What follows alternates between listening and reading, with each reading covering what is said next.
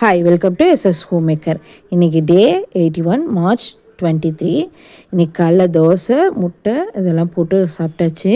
Next மதியத்துக்கு ரசம், மிளகு, ஜீரகம், பூண்டு, வரமிளகா, கொஞ்சம் கருவேப்பிலையும் தக்காளி அரிஞ்சு போட்டு மிக்சியில் அரைச்சி நைஸாக அரைச்சி எடுத்துக்கலாம்.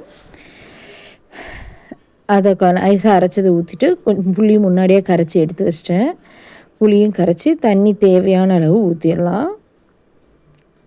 நெக்ஸ்ட்டு தாளிக்கிறதுக்கு எண்ணெய், கடுகு, பெருங்காயம், வரமிளகா, மஞ்சத்தூள், உப்பு கொஞ்சம் போட்டுடலாம்.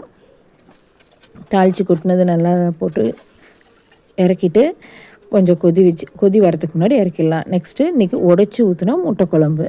எண்ணெய், கடுகு, வெங்காயம், பச்சை மிளகாய், கருவேப்பிலை இதெல்லாம் போட்டு நல்லா வதக்கிட்டு ஃபுல்லாக நல்லா வதங்கினோன்னே கொஞ்சம் மிளகாத்தூள், கொத்தமல்லி தூள், கரம் மசாலா, உப்பு, மஞ்சள் எல்லாம் போட்டு நல்லா வதக்கணும். எண்ணெயிலே கொஞ்சம் வதக்கலாம். வதங்கினோன்னே சைடில் தேங்காய், கொஞ்சம் பூண்டு, இஞ்சி, பட்டை, பூ, சோம்பு இதெல்லாம் போட்டு நல்லா நைஸாக அரைச்சி ஊற்றி தேவையான அளவு கொஞ்சம் தண்ணி ஊற்றி நல்லா கொதித்து ஒரு 10 நிமிஷம் நல்லா பச்சை வாசனை போகிற அளவுக்கு நல்லா கொதித்தோன்னே ரெடி ஆனோன்னே முட்டையை உடைச்சி ஊற்றிடலாம்.